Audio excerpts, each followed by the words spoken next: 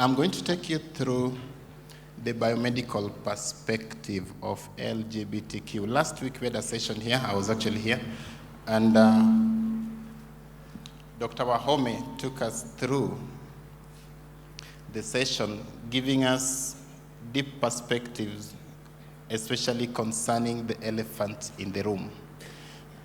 So today, I'll just trying to focus on the biomedical perspectives of the same.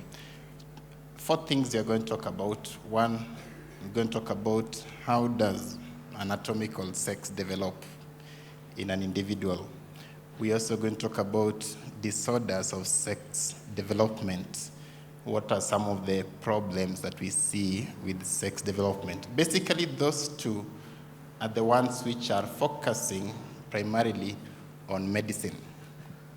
But the other 2 which I'm going to highlight as well, which border on sociology, but for the sake of completion of this talk, it will be important to highlight on them as well. So there's what we call gender identity and gender diversity. I'll highlight on that one, it's sociology, and I'll also highlight on what we call sexual orientation. Okay, so let's begin with the sex development. You may not know this, but when a baby is developing in the mother's womb, I'm trying to keep it as plain as possible in simple terms so that we are all in the same ship. When a baby is developing, so of course, you know the story of the sperm coming and meeting with the ovum, that you know, eh? And then something called a zygote begins. And that zygote, one cell, becomes you. So it's not an amazing story.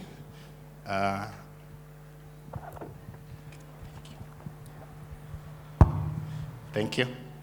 So, in that amazing story where we are starting with one single cell that eventually become a human being, at some point, therefore, we realize that there is no genital organs. Then at some point, they come to be, because you're just starting with one single cell. And so, as that single cell divides several times, you become a human being later. So different organs usually develop at different timings within this particular, those 9 months of gestation or pregnancy, so to speak. Now, to be particular, the body organs don't really develop on all those 9 months. The body organs develop between the 3rd week and the 8th week. Usually, earlier than 3 weeks, you just set the pace for things that need to happen. Then after 8 weeks, you just mature the organs. So basically, most of the things occur in the 3rd to the 8th week. If it extends much, up to 12 weeks. But mainly, most body organs develop in the 3rd to the 8th week. So during that time, that's when sex determination will also occur. Now, to determine sex before birth takes a journey. Some sequence of events must happen in their specified time. And so, from medical point of view, from embryological point of view, there are 3 steps that govern development of sex. And they must all happen in a particular sequence. The first one is what we call genotypic sex. The second one is what we call gonadal sex. And the third one is what we call the phenotypic sex. So we will elaborate on those 3 types of sex. I hope I've not confused you so far. Okay, let's start with the genotypic sex. Now, genotypic sex is simply the chromosomal sex. Which chromosome do you carry? Are you together? We are aware that there are some genes that we do have. Human beings have 46 chromosomes, the normal one. 23 of those came from your father, and 23 of those came from your mother. they basically represent the same type of traits that you express. And so that means that, let's take it in simple terms. If there's a trait for tallness, so your mother has a trait for tallness, your father has a trait for tallness, those two traits come together and one of them chooses to express, the other one is suppressed, or they both express, things like that. So basically, with that understanding, it therefore means that even though we have 46 chromosomes, in real sense, we can just say we have 23 pairs of chromosomes. Are you together? Now, the 23rd pair of chromosomes are the ones that determine sex. They have specific names. There is one called the X, and there's one called Y. We are together. At what point is the chromosomal sex determined? When a woman is ovulating, you cannot say, the way this one is painful this time, this will be a boy. It's not possible to say that. But when the ovum and the sperm shake hands, we can now tell that this zygote will be XX or XY. Are we together? So the genotypic sex is established at conception. This is based on which chromosome is present. If the zygote has the Y chromosome, now, okay, let me elaborate this way. Usually, we take it that X means female and Y means male, but I'll elaborate on that and tell you why that may not be accurate. The accurate thing is that the Y chromosome is the one that determines gender. The X chromosome doesn't really determine gender. Now, this is the story. If you have a Y chromosome, it will direct development of male. If you don't have a Y chromosome, by default, the direction is towards female. So it's not something about X, but about absence of Y. So ladies, you do not have Y, so you're female. Men, you have Y, so you are male. Are we together at that point? Okay. So what is it that the Y chromosome do? The Y chromosome carries the biomedical modifiers that direct the formation of the testes. Now that's the point. If those biomedical modifiers are not there, then an ovary will form instead of testes. Specifically, the Y chromosome has a particular gene within, chromosome is a big thing. Then in that big chromosome, there are several genes.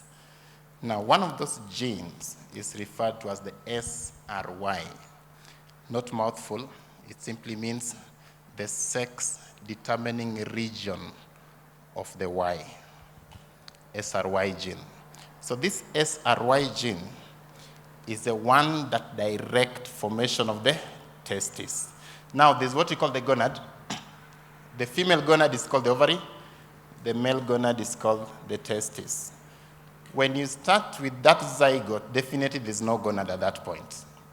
As cells divide, the numbers increase. At some point, still there's no gonad. Then something that is supposed to become a gonad forms. But that something that's supposed to become a gonad is bipotential. It has equal potency of forming the testis, but it also has equal potency of forming the ovary. It depends on the instruction it receives. So if there's a Y chromosome, it means the SRY gene is functioning. Then the SRY gene directs formation of the testis. Now, you know how genotypic sex is determined. That genotypic sex is determined at fertilization. Which chromosome? So basically, an embryo can have 46 chromosomes, where the sex chromosomes are X and X. That is determined to be female, because there's no Y. But another embryo can have 46 chromosomes, where the sex chromosomes is one of them is X, the other one is Y. And that means that that one will become male. So genotypic sex is determined at fertilization. How about the gonadosex? The gonadosex basically means, do you have a testis or an ovary? So testis means male, ovary means female. The gonadosex is determined by the gene present. So if the SRY gene is present, then the gonad becomes the testis. If the SRY gene is absent, the gonad becomes the ovary. Interestingly, between the 6th week to the 10th week, that is a time frame allowed for the gonad to differentiate into a testis in case the SRY gene is present. Beyond the 10th week, there is no effect. And by default, beyond the 10th week, the gonad decides to go the ovary route. So that means that if there are problems with signaling at that particular period in time, you might have a problem. But in simple terms, the gonadal sex depends on the presence of the SRY gene. If SRY gene is present, it's testis that will form. If SRY gene is absent, ovary will become. Now, what do these two gonads do? These two gonads then will determine which hormone is predominant in the embryo. If the testis forms, the testis produces male sex hormones. The name given to male sex hormones is androgens. It's an umbrella term. Testosterone is just one of those hormones, but an umbrella term. Androgens refer to the male sex hormones. Do you know the name given to the female sex hormones? They're called estrogens. So female sex hormones are estrogens, male sex hormones are androgens. Now listen, when the testis is present, it will produce androgens. If the ovary is present, usually the fetal ovary is hormonally silent. It doesn't really produce the estrogens. But there's no big deal, because the embryo developing is developing in a female. See, the mother is female. That means the mother has estrogens, so no problem. Trouble is when the embryo developing is male. It must have its own source. But if the embryo developing is female, even if the fetus is not producing the hormones, the mother has the hormones. They still have the same effect. Okay, so that is gonadosex. So we are finishing there by saying that the gonad present determines the predominant hormone, which means if the testis is the one present, then the predominant hormone will be androgens from the fetal testis. If the gonad present is ovary, then the predominant hormone is estrogens from the mother. Okay, that takes us to the third sex. Now the third sex is what we call the phenotypic sex, or the anatomical sex. Perhaps that's the one you're familiar with. The anatomical sex simply tells us which genitalia is present. Now, genitalia can be the reproductive organs that we see when someone is naked, but it's also be the ones that you don't see. Things like uterus, prostate, you don't see those ones, but they're inside, they're still genitalia. So to distinguish the two, the ones you can see, we call them external genitalia, and the ones you cannot see, we call them internal genitalia. When we want to know the sex of an individual, we usually don't go inside and check, do they have a test, an ovary? Or do they have a uterus? Do they have a prostate? No. You just check the things outside. So basically, in as much as this definition is on the anatomical sex, all genitalia, for the sake of purposes of practice, we usually use the external genitalia, but it's not limited to external genitalia. So basically, which genitalia develops? Now, the storyline is this, that the predominant hormone determines which organs form. If the predominant hormone is androgen, then the genitalia is directed towards male anatomical sex. If the predominant hormone is estrogen, then the genitalia is directed towards the female anatomical sex. Now, studies show that it's not really about the estrogen, but it's more about the absence of androgens that again direct formation towards the female anatomical sex. So that's why I'm saying largely androgens, so that we are not saying estrogen doesn't really have a role per se, because there's some effects of estrogen still that we see in the developing fetus, but it's largely dependent on availability of androgen. And I've put it there as activity, because we are going to see the disorders of development, and we are going to realize that there are scenarios where the androgen is there, but it is not having its effects. So there's a problem. So that's what I'm talking about, androgen activity. So if the androgen hormone is functioning in this embryo, then the genitalia is going to go to the male phenotype. And that's what we call virilization. Now, in embryonic terms, when you talk of virilization, we mean some three things. At some point, the external genitalia that you have are similar, whether male or female, in the embryo. They're similar, they look alike. You can't tell this is male, this is female. But there's some three structures there that now choose to go different ways. Now, there's one that decides I either form the penis or I form the clitoris. It depends on which hormone is present. Then the another one now decides, the second structure decides, okay, this one will be urethra, which opens at some tip there for male, or urethra that's very short for female.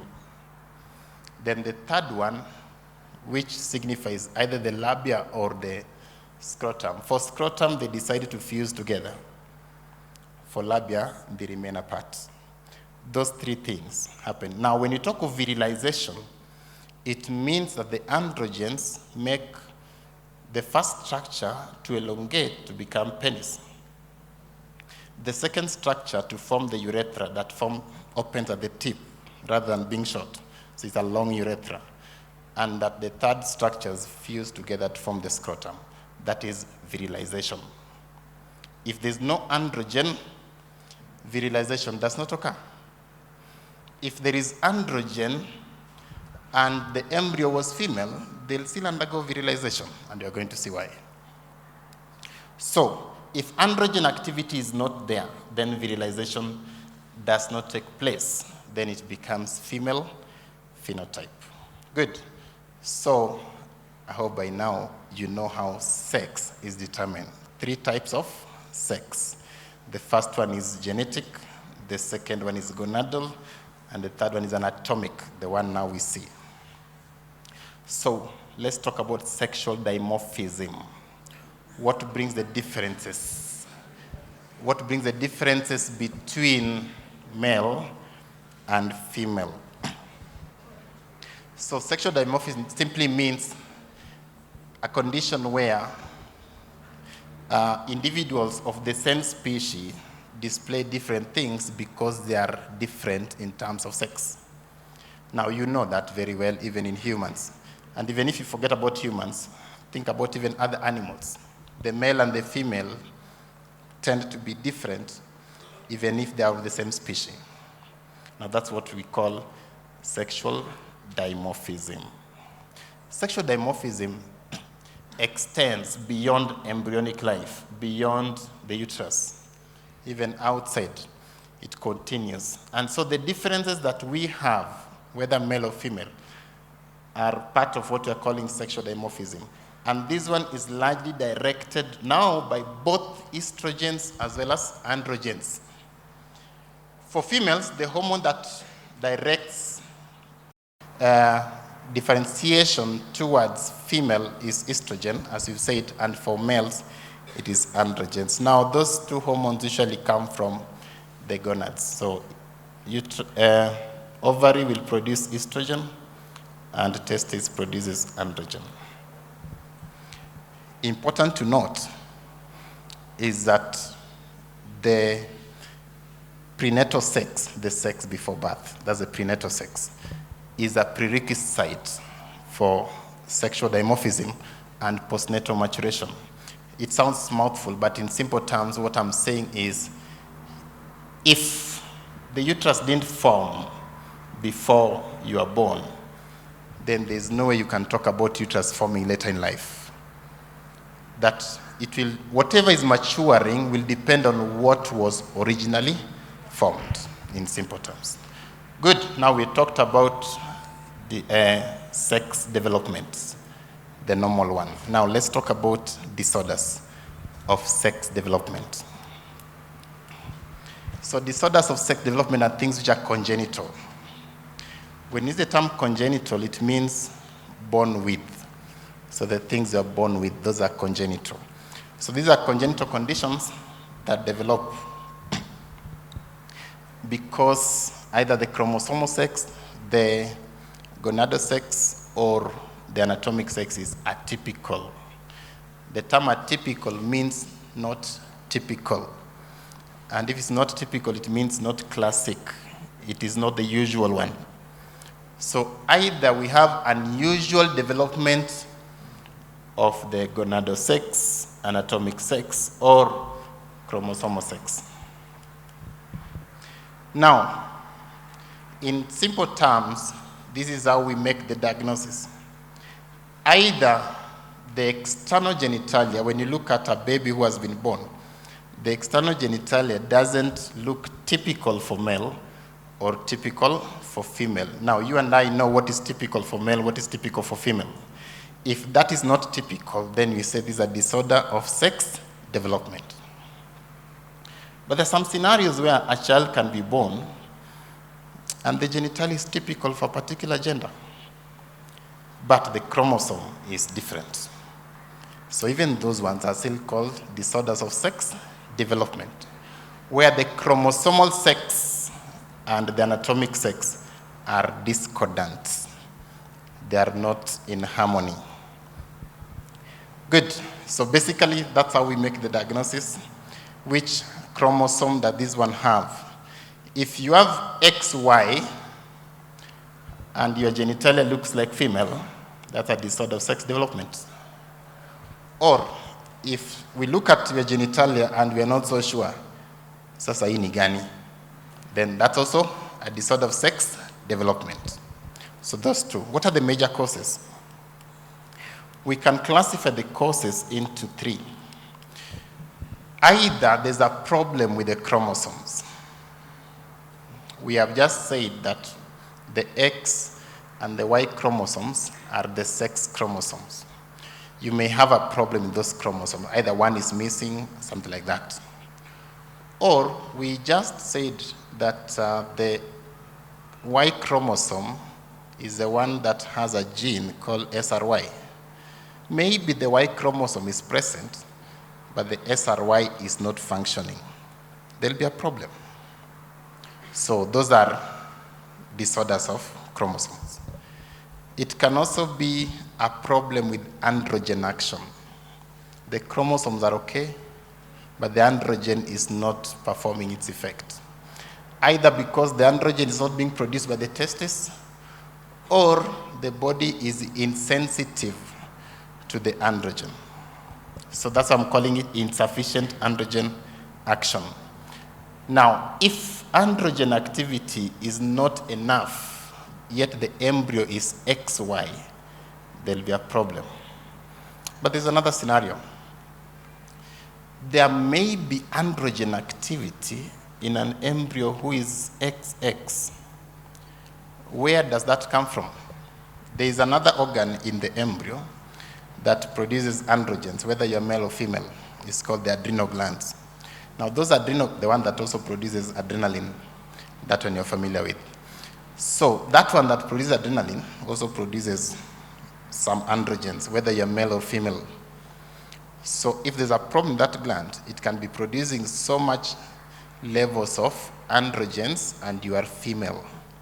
It will going to cause problem with the genitalia. Good, so I hope we are together up to that moment. Because of this, there'll be now disorders of sex development. So there are some children who are born. Now for female, you expect to see 3 openings in a child, female. One for urethra, the other one for vagina, and the other one for the anus, 3. For a male child, you expect to see 2 openings, one for urethra at the tip of the penis and one for the anus. Some children can be born and there's just 1 opening for the anus, for the urethra, and for the vagina in female. That's a problem. Or some children can be born and you know that the clitoris and the penis, if you compare the two, penis is longer. You can be born and it's an intermediate structure. It is not so long to be called a penis. It is not too small to be called a clitoris. That's a problem. So those are the kind of pictures that we see, and then we say this one has a disorder of sex development. I had some graphics, but I chose to not show them to you. You'll be scared a bit. So I'm just explaining them. There may be that this is female. Now, in female, you know that you expect to see a cleft that you call the vagina open. Now, sometimes that cleft is missing. Yet, they're supposed to be female. They have an ovary, but the cleft is missing. All those are disorders of sex development. Okay. There's some terms that we use in disorders of sex development. The first one is intersex. Intersex is an older term from the medical point of view. It's an older term that we use to express the term disorders of sex development. Not that old, really. It was dropped because there are some patients who are not comfortable with that term. A few. It was also dropped because in the medical fraternity, it was difficult to describe what that really means. Is it a medical condition that this needs to be sorted out, or is it a social choice? So because of that, medics, we don't really use the term intersex. We use the term disorder of sex development. But many societies prefer the term intersex, so largely the term intersex is used in the social setup, not in the medical setup, but they just mean the same. There's another term we call hermaphrodite. Hermaphrodite is someone who has both testes and ovary. So both gonads are present. There's testes, there's ovary. You are hermaphrodite. There is what you call pseudohermaphrodites. A pseudohermaphrodite doesn't have both gonads, but the external genitalia is atypical, where atypical means not classical for a particular sex. Now, those two terms have been dropped again for the reason that they look they connote negative information, and people who are called so, they feel belittled by those terms. So we don't use the term hermaphrodite and pseudohermaphrodite. That's why in medicine we use the term disorder of sex development. Now even this one needs some definition. That D, the first D, can mean disorder, but it can also use to mean difference, and it's still acceptable. The S stands for sex, but it can also stand for sexual. Now, we don't like the one sexual, because when you say sexual, it goes beyond the anatomical sex. Some people understand sexual as more of the act than the anatomy. So we don't like using the term sexual, just say sex. Then the D there stands for disorder. Development. Now, that development can also be used differently, and you use the term differentiation to mean how did they form, which line did they form. When we are managing children or individuals with disorders of sex development, the following are our guiding principles. First, we have to establish accurate diagnosis where possible. There are some scenarios we are not able to establish a diagnosis, but where possible, it is important to establish a diagnosis. The second thing that we have to do is to communicate to the family, properly communicate to the family that here there's a disorder of sex development. For that reason, don't be in a hurry to give them some names. Don't give them some specific names which determine gender until we are sure on which one to take. So we give that advice. Again, this is usually a very stressful thing for the parents, so it must be cancelled. And most of them, thank God, most of them you can actually make a diagnosis that early if you follow the right procedure. But some of them become so difficult until the child is at puberty. Then now you see them manifesting some features. You thought they were male, they reach puberty, they develop breasts. And that time they're in boys' school, high school, maybe it's a boarding school. Very, very difficult. Or there was a small cleft, this is a male, there was a small cleft, but because the clitoris was so big, you thought it was penis. So you take them to boys' school. So they reach puberty and they start getting periods. What do you do? A bit difficult to handle. So there are those special cases which are hard to handle, but majority of them you are able to make a diagnosis. Now, we usually do some imaging tests to find out which organs are actually present inside. Is there a testis or an ovary? Is there a uterus? Is there a prostate? Things like that we check, so that you are able to determine. But also importantly, we do laboratory tests. And the important laboratory tests are usually for those hormones as well as the genetics, which chromosome is present. Because the chromosome present tells us much about which direction or which name this child needs to be given. Most of the time, we are not really trained to handle this kind of disorders. And so most of the time, we will just refer them to facilities which are able to handle them. And that is what we are encouraged as clinicians to do. That if you are not competent in that area, which most of us are not, including I, we will just, once we have made a diagnosis of this one, you refer him to the right person. The people can do surgery on them if they need surgery, or the people can follow them up with hormones if they need such. And there are criteria for doing those ones. Okay, so in terms of management, first, usually it's psychological. It depends on having done the workup that is necessary, and based on previous research, we know that if there's a particular pattern from research, we see that if people born with this kind of scenario, they tend to then to take a male identity later in life. And so we give that advice from the beginning. Still, the way this pattern is, now this one will be male. So give them a male name. That's what we call the gender of rearing, or the sex of rearing. When you are raising this child, you are raising them as female or as male. And that has to do a lot with even the type of clothes that we buy, the type of school they go to. So the sex of rearing is important. But also, this is the child that needs to be followed up, usually by psychiatrists and counselors, just to be advised on how to manage some things. There are medical interventions that are usually used to manage these ones. I don't really have to go into that. There are also surgical interventions that can also be used to manage these ones. The decision to do surgery is usually based on a number of things. And there's nothing cast on stone. There are also debates on whether to do surgery or not. Are you going to do the surgery when the child is an infant or when they make a choice? Are you going to do the surgery on this particular one?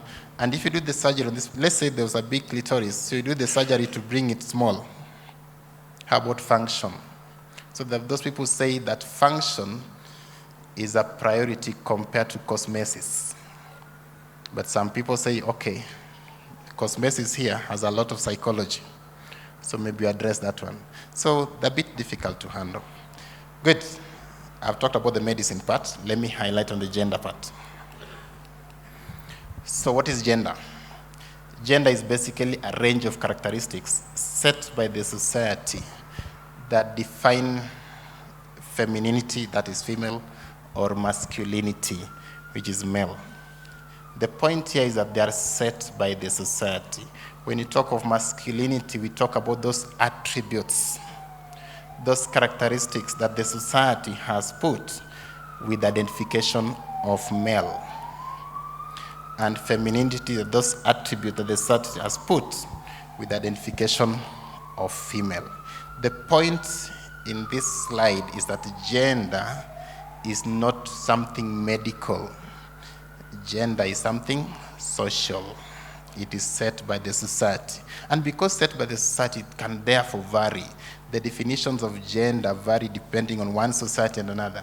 And even in this particular society that we're talking about, your definitions of gender roles in 1950 are different from the gender roles in 2019. Very different. So gender is dynamic.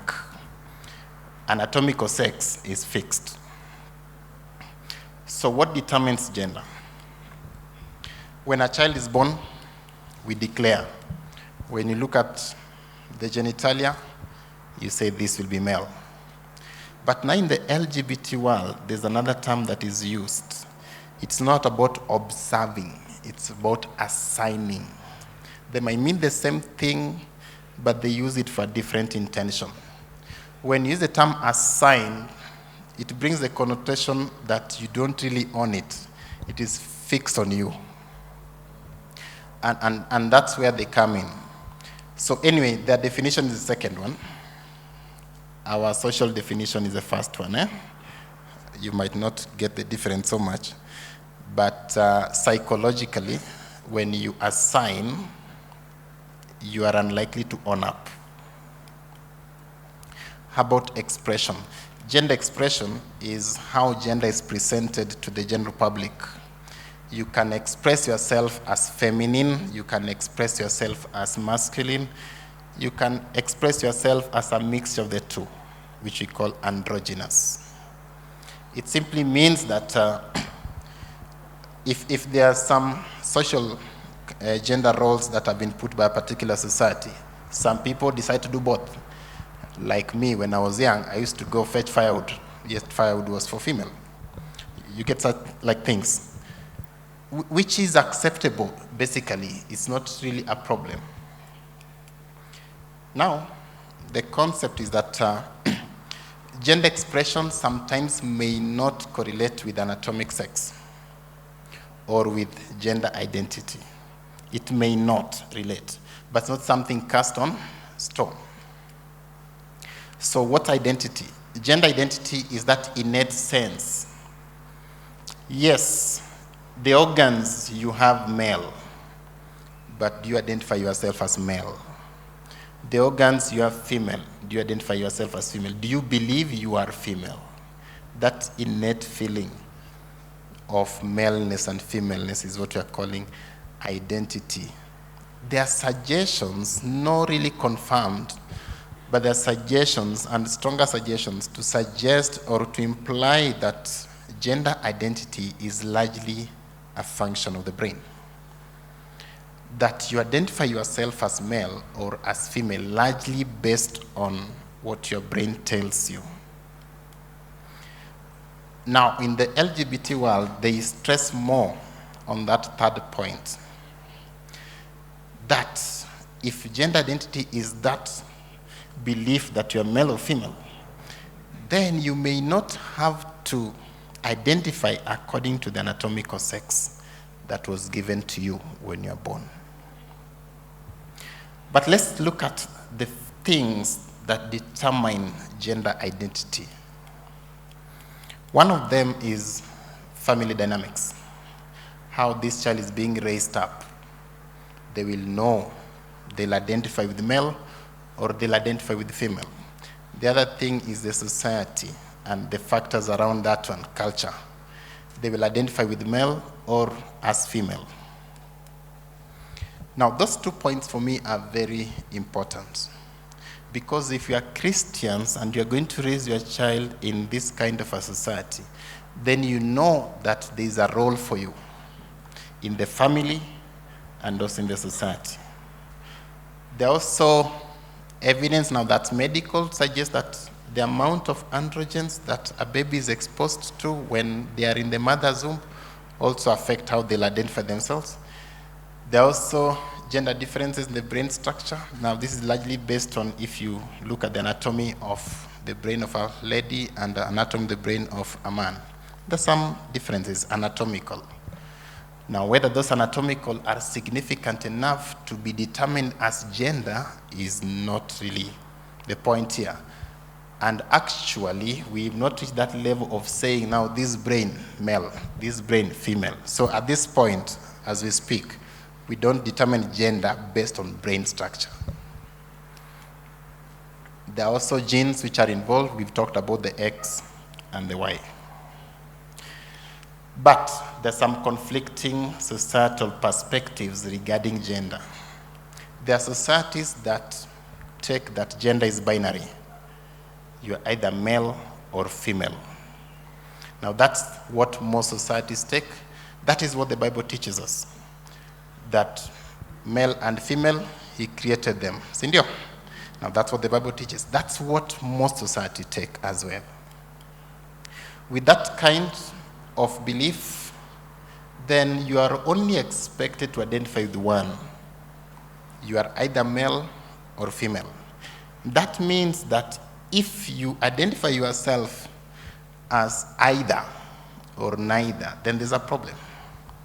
Now, that is the society. That is our take. That's the Bible.